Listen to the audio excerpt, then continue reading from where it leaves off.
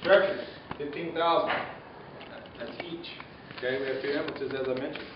And the reason why these items are needed, our stretchers are probably right around 20 years old. Okay? How would you like to be on that stretcher whenever it falls? How would you like to be on a stretcher when it falls and you get hurt?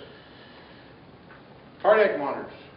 We have to stay up with the times. I mean, we got to stay current with our healthcare industry. You know, our monitors are roughly 15 years old. To replace one of them is $30,000.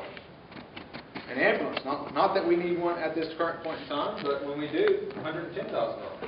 And while I'm on the ambulance deal, I believe it's back in the 80s, which we still currently have a savings account here with the city, but right around $450 a month was going into a savings account, which pulled it up to, like, I think it was $4,800 or something like that a year. Anyways, that money went into a savings account, and that savings account was saved up over the course of years to purchase an ambulance. Well, back in those days, an ambulance, you could buy one for $45,000, $50,000, $60,000.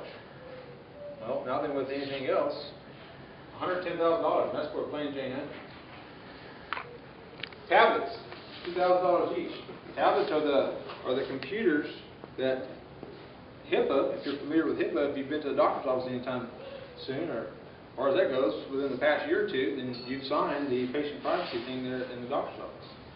Well, the HIPAA Portability Act now requires by 2013 that all healthcare professionals, whether it's hospitals, doctor's offices, ambulances, whatever, goes electronic.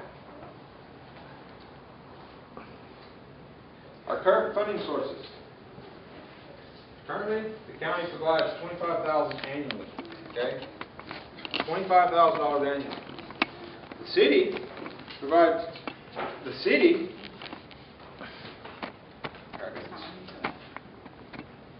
The city, $30,000 annually. Not all in cash. It's given services rendered, fuel, ambulance payment, stations. You know, they provide us with the station. They provide us with the utilities. Donations, $500 annually. Grants, $2,000 annually. And then billing. We are a healthcare provider. Just like any other healthcare provider, we do bill for our service, which we're going to talk about here shortly. $127,000 annually is what we collected last year for 2011.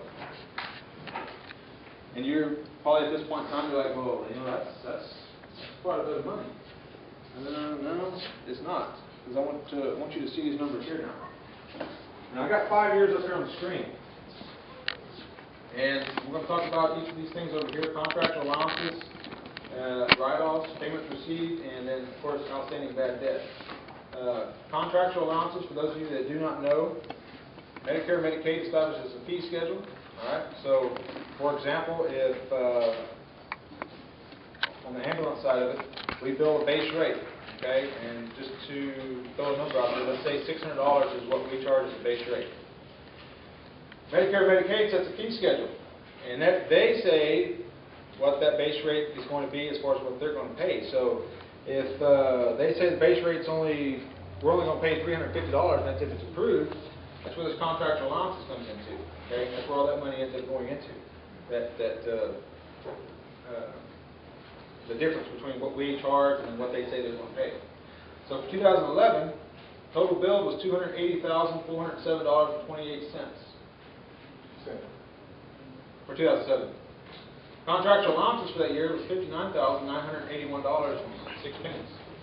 Write-offs, $87,683.35.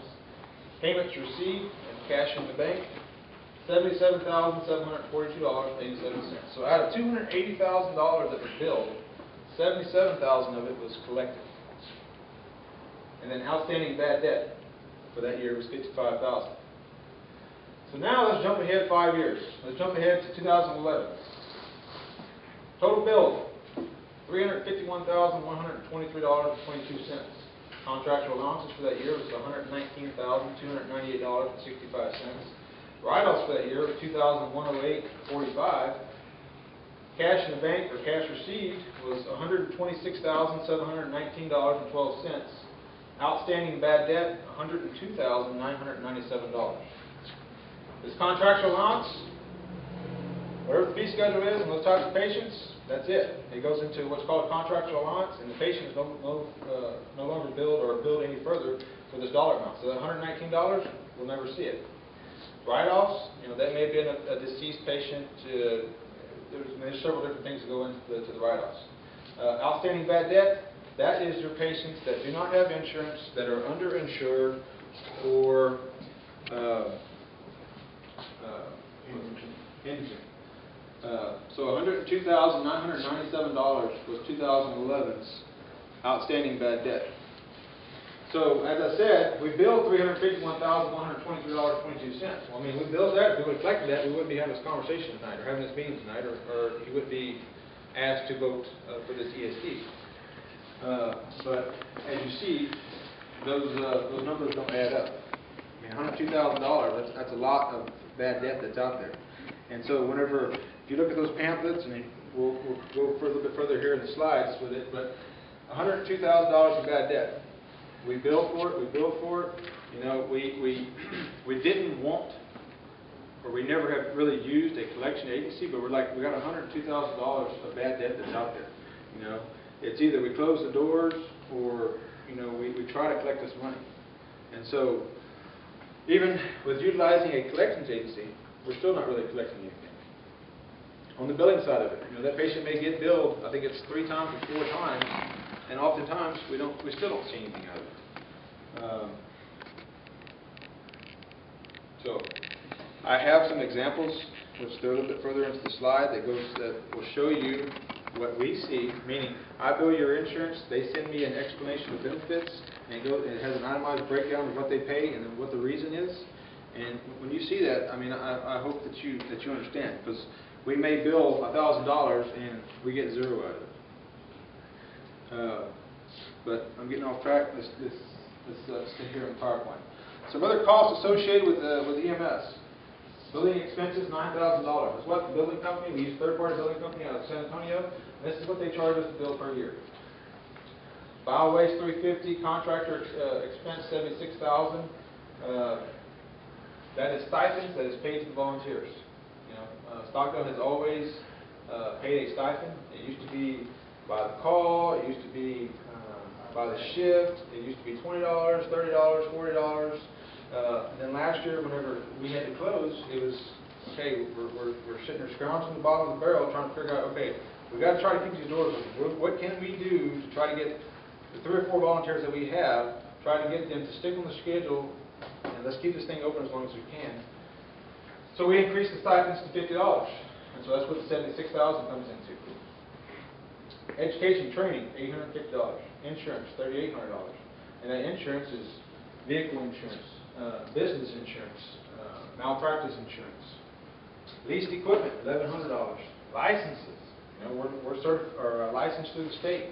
We carry narcotics. We carry other medications in the ambulance, which requires us to have a DEA license, DPS license. Those licenses total $1,800 a year. Medical equipment, which this is primarily a preventative maintenance. There apparently is a new equipment purchase in there for $3,000. Medical supplies, $22,000. And this is 2011 totals. 2010 for medical supplies, we spent $15,000. So it's just like anything else. Every year, the numbers just keep growing and growing. Call volume gets bigger. Obviously, we're going to use more supplies. We use more supplies. Obviously, the expense is going to be bigger. Office expenses, $2,000. Public relations, $1,300. Y'all see the numbers there. Going on down to a grand total of $155,300. That is cost associated with operating an EMS, and that's for a year. So now then, this makes my 3rd town hall meeting now. We've had a public hearing over in Floresville, so I've got to hear some questions that citizens voiced. And so with that said, I've taken those questions, we've written them down, put some of them into a PowerPoint slide along with answers. But to start off, what do I get out of this? Was one of the questions. How much is this going to cost us? What's wrong with the way it is? Why can't the county or cities just fund these services? Don't you bill for your services? Isn't there a better way, like contract with a private service? And what about the hospital district providing these services? And why are we being asked to vote on this again? We just voted this down recently. And we're going to go through and answer each of these questions.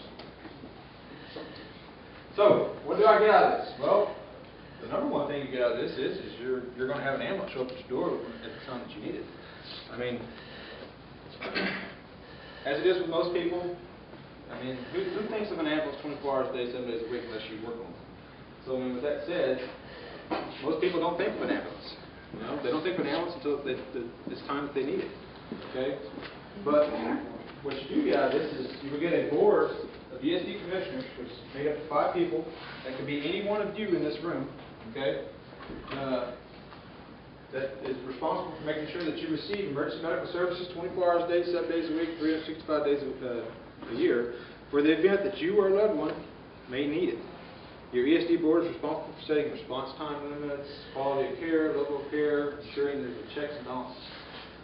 That ESD board is responsible overall for ensuring that you, the citizen, is protected, that you, the citizen, receive what you are paying for. Right now, you have county commissioners. Okay, county commissioners responsible for making, well, actually, let me get ahead of myself. The city, nor the county, is responsible for making sure you have an ambulance.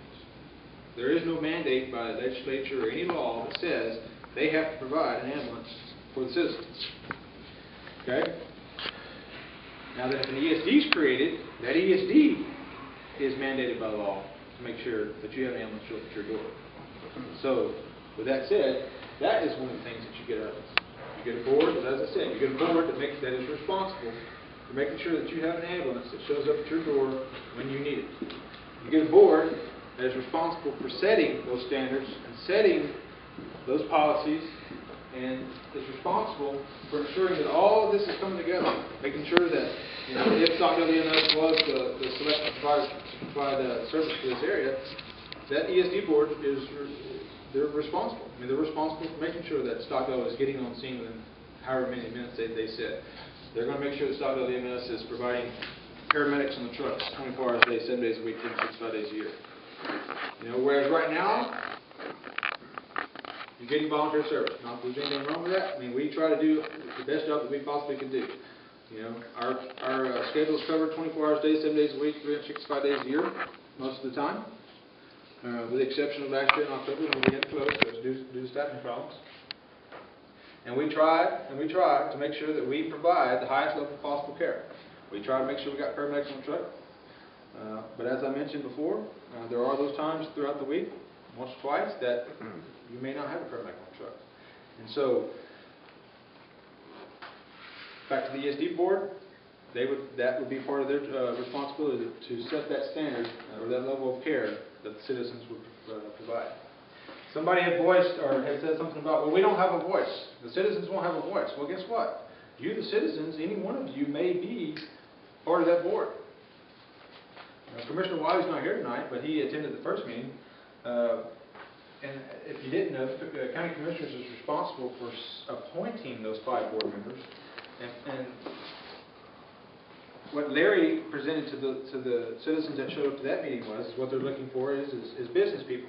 You know, they sent resumes and applications from any citizen within this proposed area that is interested in serving on this board. They're looking for people that's got a business background, you know, that's familiar with budgets, you know, that started a business. I mean, because essentially this is what this is. It's going to be a business. I mean, you're going to be handling money. You're going to be taking in money. There's got to be budgets. You know, there's got to be checks and balances. So, with that said, you are the voice. Once that committee is formed, you, the citizens, can go to that board and say, hey, you know, I live in Sullivan Springs. I would really, you know, I see EMS over here all the time. We've got a large population now. I think it'd be beneficial if there was an ambulance over here that stayed over here all the time.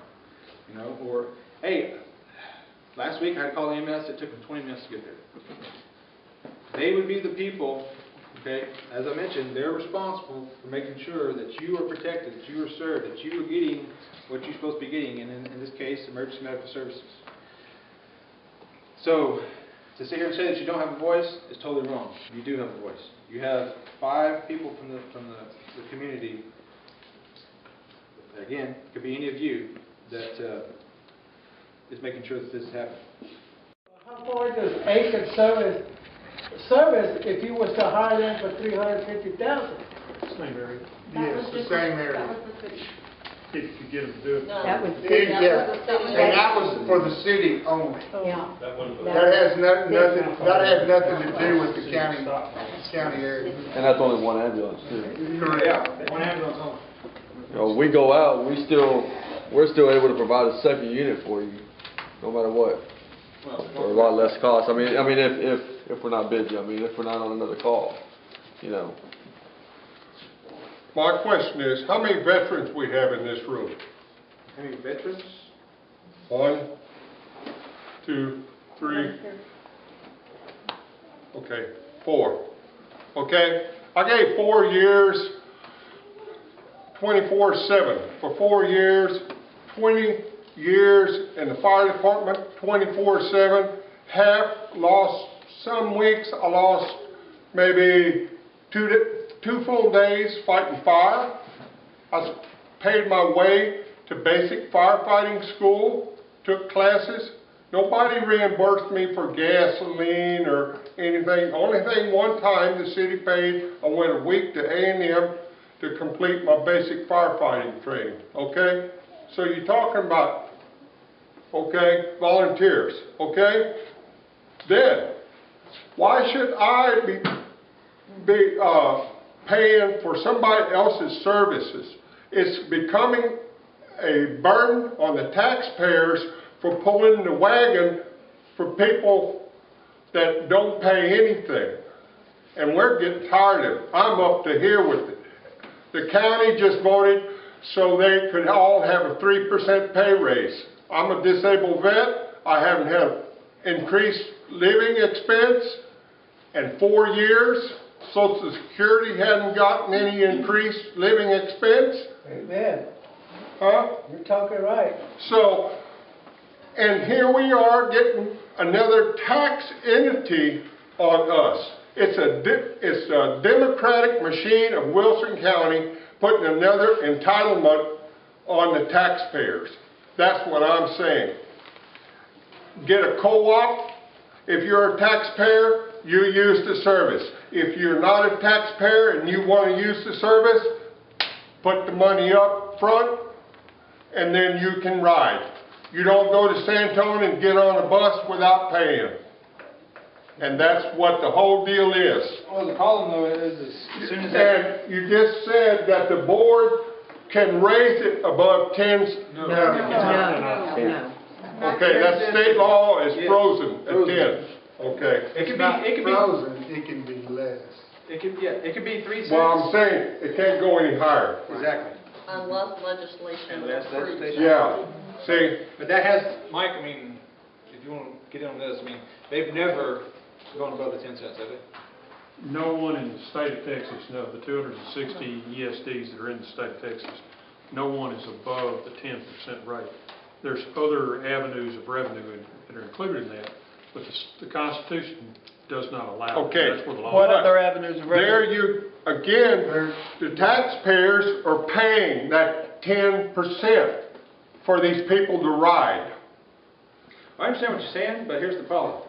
But the problem is, I'm not getting anything for my money. Well, You picked my wife up, took her to Floresville, knowingly didn't have a physician there to treat her. You charge money for the ride. He charged her $800 to walk in and says, I'm not that kind of doctor. Sorry, I can't help you. And the hospital charged her too.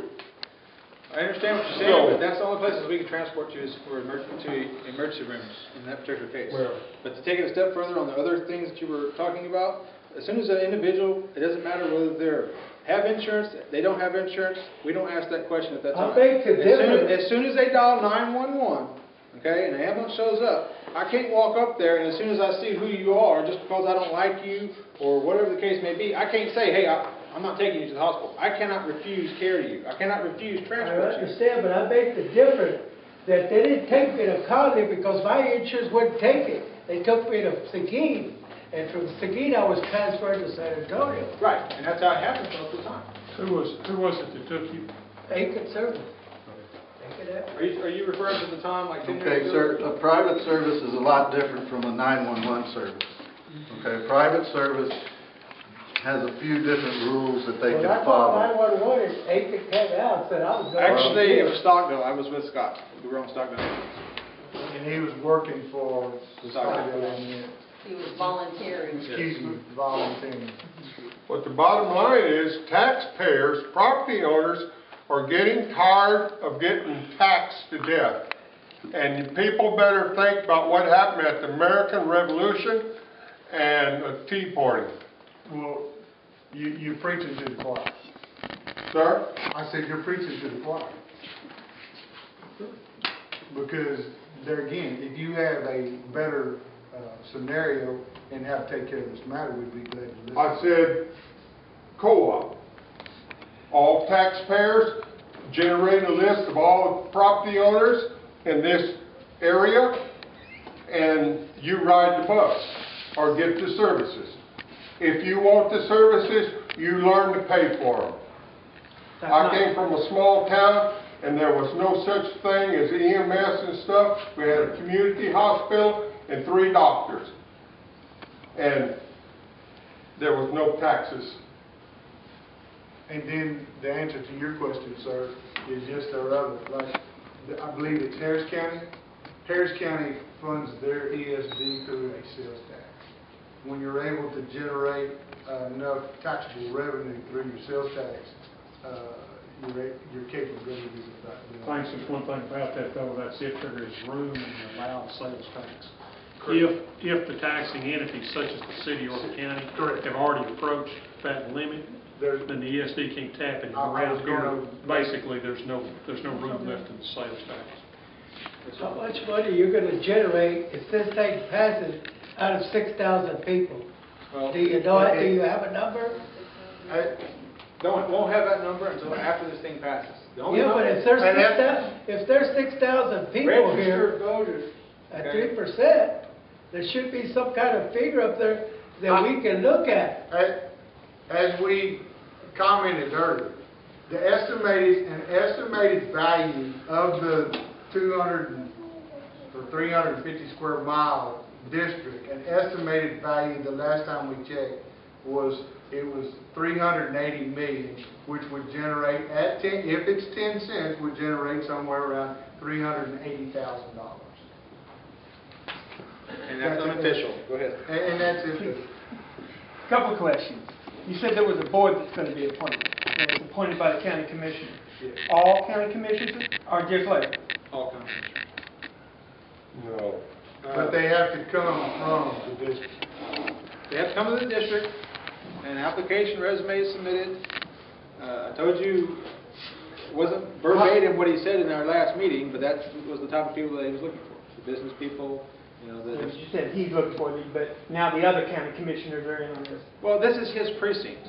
And So, But the other precincts Well, constantly that's in steal precinct tax 3. money from us to spend over Floydville. Part of it's in precinct 3, huh? yeah, well, actually, we have some in But- precinct but- 2, precinct 3, and Right. precinct so 4. Yeah. Just the you majority use- of it you is in use precinct 4. All And 3, all 4. they tend to steal our money. I Well, want to spend it here. it's just, as a whole, they review all of the resumes and then make that final decision as far as who, I think what he's saying though, the money that is generated here will come back to here. They Oh, will yeah, not they go can't take stay it. here. No, that's what I want to hear. Okay, It stays and- here and- in our and to area. take that a step further, okay, whatever money is generated here stays here, and then whatever is purchased with that money stays here. Okay? So, for example, if another service was contracted to provide this service, okay, and they bought an ambulance for them, or they bought this equipment for them, it stays to the ESD. The service that's here just uses it. Okay? So it would always be here because the citizens within this area paid for it. So that money stays here. And one further comment. You know, when you served, just like when I did, we didn't pick and choose who we fought for. Not That's just the right. guys who paid taxes. They all got fought for. What do you mean? Just that nobody's getting a free ride. Well, there's Even a if they're whole not bunch, property owners. they just showed it up there. But they get to live. You don't feel responsible at all for that? You served 4 years serving your country, right? Yes? Feeling responsible for your country. I did the same thing. Don't you feel responsible for those people now? No, sir, because I've seen people on subsidized housing, and there's nothing wrong with them, except they're lazy. I've seen people that deserve to be there too. Well, I've audited a lot of public housing, and there are people that are trying to get out. Yeah, they're mixed in with some bad ones, but they're mixed in with some good I've worked ones, since too. I've been 15 years old. I'm 66 right now, and I've paid Social Security tax, and I was working up until 2 months ago. I'm on Medicare. I was paying Medicare in my check and coming out of my Social Security benefits. I was paying for somebody else. May I add something? Maybe I got lost in something, but back to when y'all were looking for other companies, Yes, ma'am. the money that they had, what was it, 350? Where was that going to come from? That was what they proposed. That's what they That's proposed. the reason why Stockdale closed and there was no provider here. That's what I That's the mean. reason why We didn't have it. That's why we weren't able to negotiate with them. I think that's the point. That's Yeah. the reason, yeah. You know, so, I mean, For instance, I could double, for the city to come up with their half, I would have to more than double the city's tax rate to Right. come up with my half. that's Because at the tax rate that I have right now, I don't come up with $170,000. right. Well, as you know, I fell through my ceiling, and I was most grateful for our EMS, and I still am, and nobody knows what's coming down the road. That's what I think scares me the most. Sure. And just listening on the highway by my house, I know of 3 trucks that have gotten stuck or wrecked over here, and school buses, Lord help us all, there was so many just this last 2 weeks. I'm definitely whatever we need, but I just cannot believe that, to me, this is something that we have to address right away. And I think it's definitely, I'm surprised at the area, and I was wondering also, the Longhorn Fire Department, I noticed when I go to Seguin and everything that it looks like it's still maintained.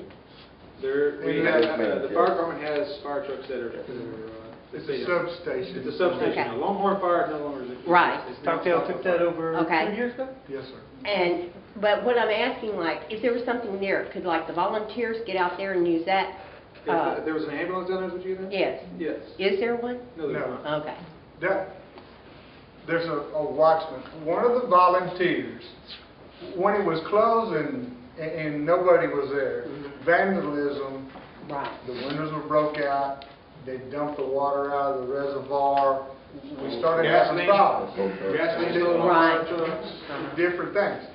So one of the volunteers goes, I need a place to stay. So I worked out a negotiation with him to be able to live on the property, to be able to not watchman and keeping on the property, just stop vandalism and things from disappearing. He's done a good job for keeping everything up too. It looks to me like stuff. How about fundraisers? Would fundraisers work? Okay, here's the deal. That question was asked exactly the same thing this morning. Fundraisers, you can, however the public would like to do this, but every time the public comes up, they want them to do it. Okay?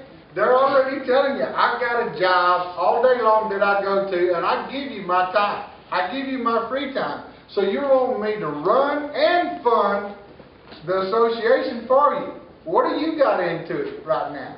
What do you physically bring to the table to make the association or our EMS stay viable?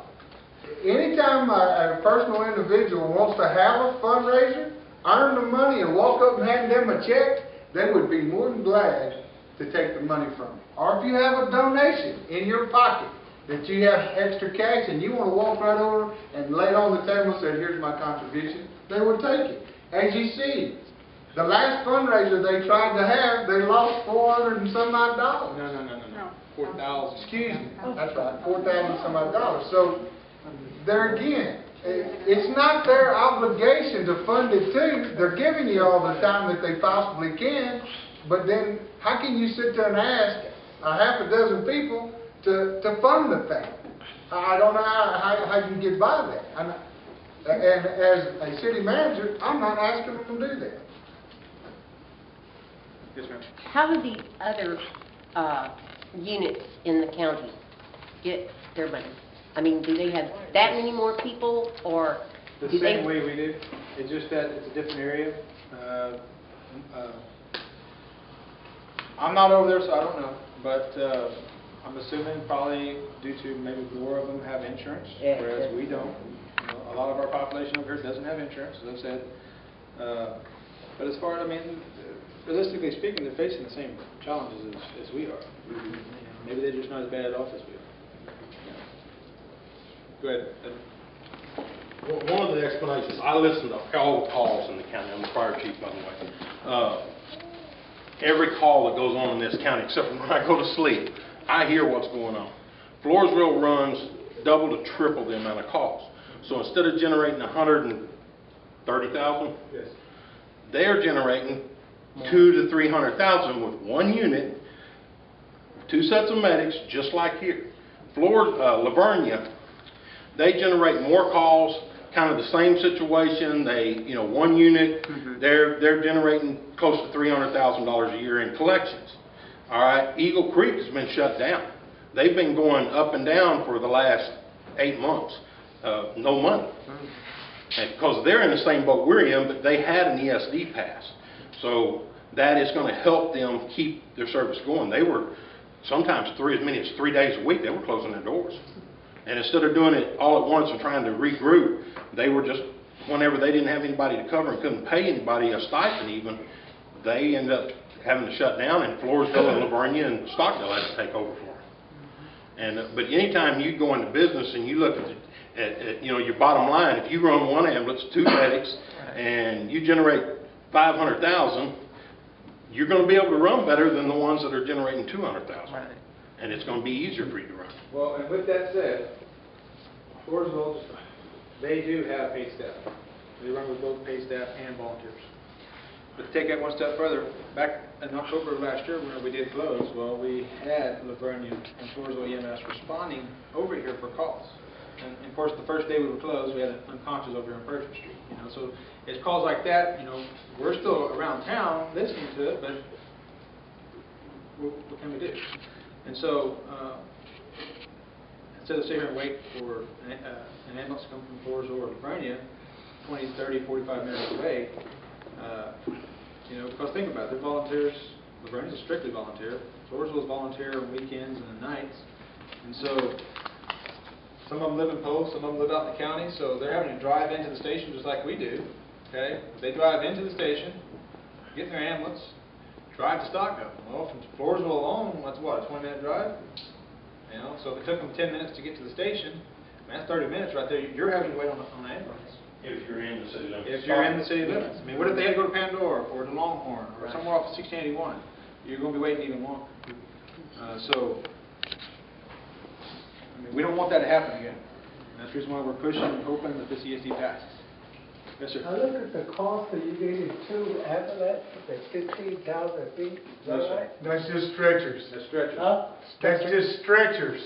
You know, the bed that you got on? Oh, the 30,000, right, for the Avalanche? No, No. 110. It's 110,000. Oh, 110. what's wrong with the old ones we have? I mean, There's that bad of a shape, or? First off, I mean, what's the deal on them, you know, what do they need, I mean, to upgrade? I know, when you got a used car, you keep it up, and you upgrade it, what can you upgrade the ambulances? Instead of sticking us with $30,000 for a new one. Mr. Guerra, that's what the stretchers are for and the AEDs. The costs that he showed you were for, to upgrade those existing ambulances, the ones that are down there, and possibly in the future replace one if we need to. They won't run forever like that. And that one, didn't you say 110,000? A new one would cost 110,000. They didn't say it's going to buy one. It's not up to the EMS to buy it. The ESD board will make that decision whether they will allow it. Mr. Hanson can speak to that. You know, I'm sure Livonia Fire Department would put in 20 new trucks if they could or whatever, you know, but the money only allows you to do certain things. When you get ready to build a home, you go to a general contractor and you say, I'm going to give you this amount of money to build my home. That's pretty much how it works, right? Okay, imagine the Board of Commissioners consisting of general contractors. They have to be landowners or residents inside the district. Now, they don't do the electrical work. They don't do the plumbing. They don't do the bricklaying. They get someone to do that, okay? They are you. Now, as far as who can and who can't, an elected official that would have an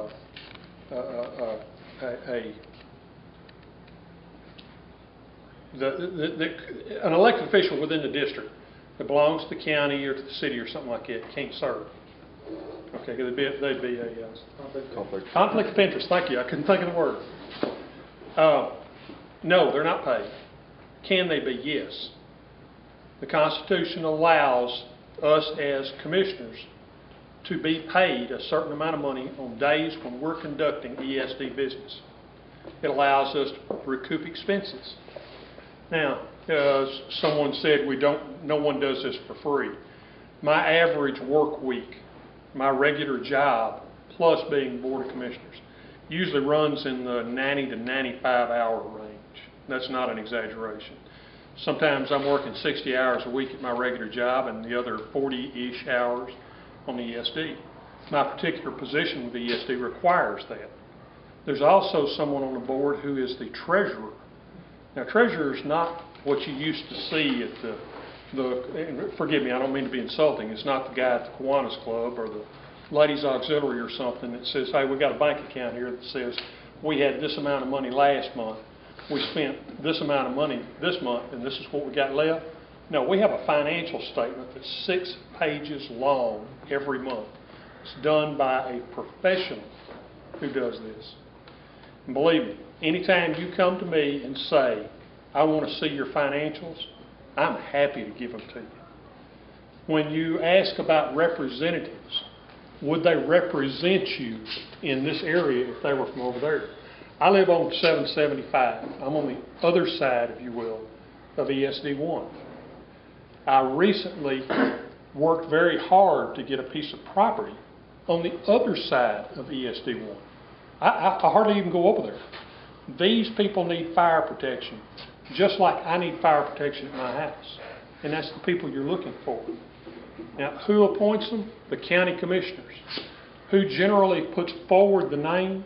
The commissioner who has the greatest interest in that district. For instance, in ESD District 1, Bobby Lynn, at the time that I got in, I was one of the originals. Bobby Lynn had the greatest interest. His area held the most property within the district. So he was the one whose everyone's resume went to. And he took it to the Commissioners Court. And they reviewed the resumes and they say, you know, this guy looks good right here, and this guy looks good right here. This guy right here, we want to keep this one, but he's not really what we're looking for. And when it's all said and done, they came up with 5 people. And they went to those 5 people and they said, do you understand what you're getting into? And they explained it to us. And there was a couple of us that said, oh my God, what have I done? But when it was all over with, they said, who controls you? The people in our district said, who controls you? Who tells you what you can or can't do? Come to our meeting and we'll tell you. What happens with my money? Come to our meeting and we'll tell you. Well, we don't want to come to your meeting. No. Not my meeting. Come to our meeting. I'm part of the district too. I pay the same taxes that I sign off. Every year I sign off a tax order that tells the county how much tax we're going to collect. And I pay that tax too. Okay? After they have appointed us, the county commissioners cannot have an influence over us. They cannot remove us or influence us. That's for your protection. That was built into the Constitution. The only people that can remove us is 4 other Board of Commissioner members can vote us off, and then only for illegal activity or failure to appear. After that, we physically answer to the Texas Attorney General's office. And believe me, I can go to jail for what I do. There's reasons they could send me to jail if I don't perform my job correctly or if I do something illegal. This isn't like volunteering to, you know, to help put the decorations up for the homecoming. The secretary is bonded, a $500,000 bond.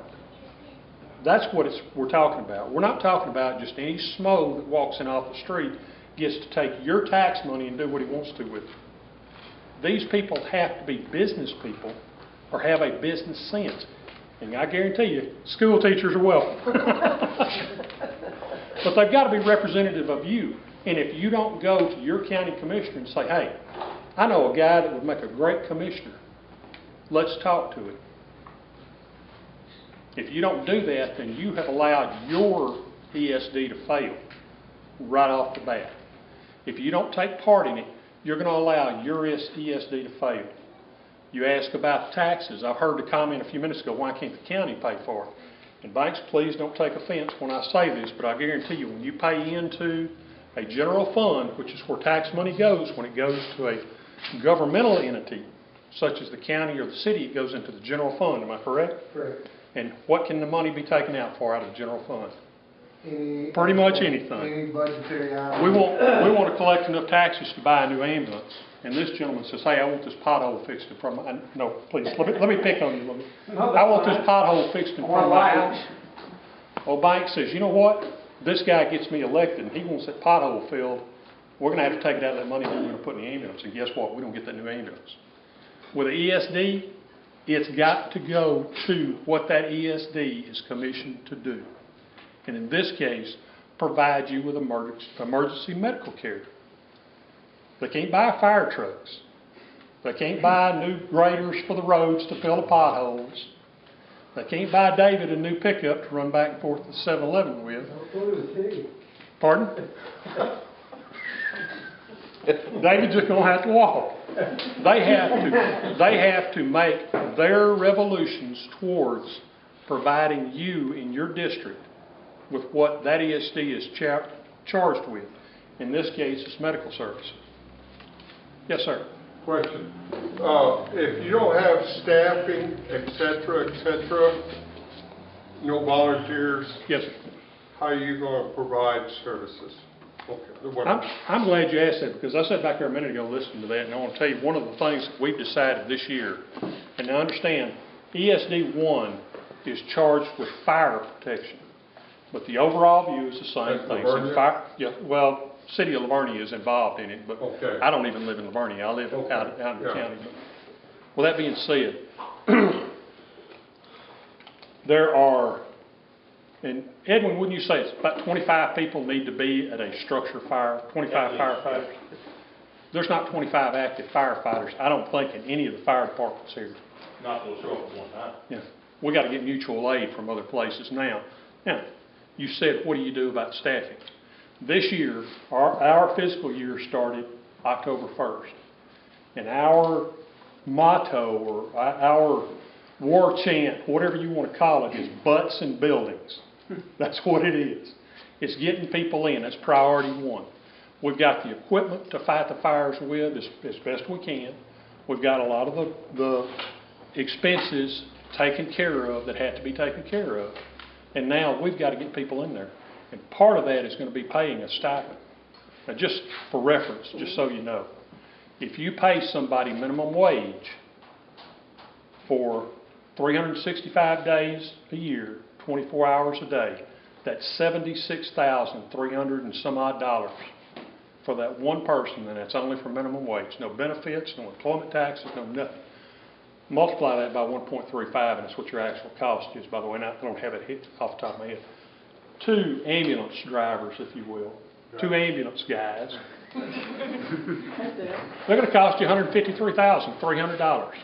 That's what it costs if you're going to pay somebody to do that. So you had how much money, your total budget this past year? 155,000. Okay, so we got $2,000 left to buy fuel to come out to your place and pick you up. And that don't count Band-Aids, that don't count aspirin or anything else.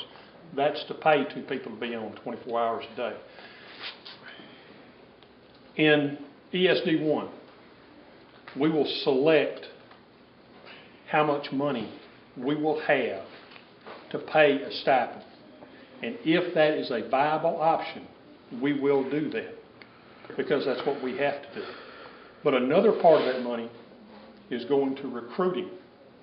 It costs money to do everything, as you said just a moment ago. We will pay certain amounts of money for advertising. Wilson County News, quarter page ad, $360 if I'm not mistaken, something pretty close to that. We have to post notices in the paper for taxes. So you're talking about $360 something for one ad, and that's to say, hey guys, we need some volunteers. You don't do that every week, you can't. So just the cost of looking for people. Uniforms, what does it cost to uniform an ambulance driver, if you will? What does it cost to uniform a person? Well, I mean, if you go with the actual, like what I got on now, the pants is usually $40, $50, and the shirt's usually around $40. And your boots are around $100, $150. So you're talking $200 basically, just for one change of clothes. Now, and I know you're going to say we supplied that in the past. Yes. No. Okay. But my question was, what if you don't have anybody to man these vehicles? How are you going to provide the service? You pay for it. That's what you don't want to have to do if you can keep from it. But there's no money now to pay for it. The taxpayers or anybody, like Aiken, come over here. If Aiken came over here, they would only service the city, according to what we saw for a minute ago. They would only pick up people within the city of Stockdale, and they would charge the citizens of Stockdale $360,000 a year. Is that right? Yeah, $350,000 a year. They're not. I'm assuming you live outside of. No, I live in town. You live in town. Edwin, don't you live outside of town? Who the heck lives outside? All right, you guys are out of luck. That's what it boils down to. But what I'm saying is, they will, if 911 is called, and these people can't come because they're undermanned or lack of funds, whatever. Ambulances broke down, whatever it may be. Whatever, they'll call a private. No, sir, they call it what's called mutual aid. They will call the next nearest county, how do you call it, certified, county appointed ambulance service. We have mutual aid agreements with Livonia and with Mutual aid, basically. If we're not available, then they're gonna make it, as David was saying earlier, they're gonna make it 30-45 minute drive. That's not to say that they're even available. Yeah, if And they're available. going an hour is being ate up at that time. Yeah. Versus you having the EMS service here that you need, that we're talking about here tonight, trying to pay for to keep in business, and having that ambulance in your door inside the city, 7 minutes? Again, 10 minutes, whatever it is. And if this failed, Livonia probably wouldn't want to service Stockdale. Would you? What would be their The thing about it is, you're going to see a domino effect. money and not getting the tax money for it. Right. You're going to see a domino effect, okay? And I mean, as I said a minute ago, I mean, volunteer world is, I mean, it's not the same as it was back in the 80s, back in the 90s, okay? I mean, it's just not there yet. So with that said, Livonia relies on volunteers like we do. They do good to staff one ambulance, okay?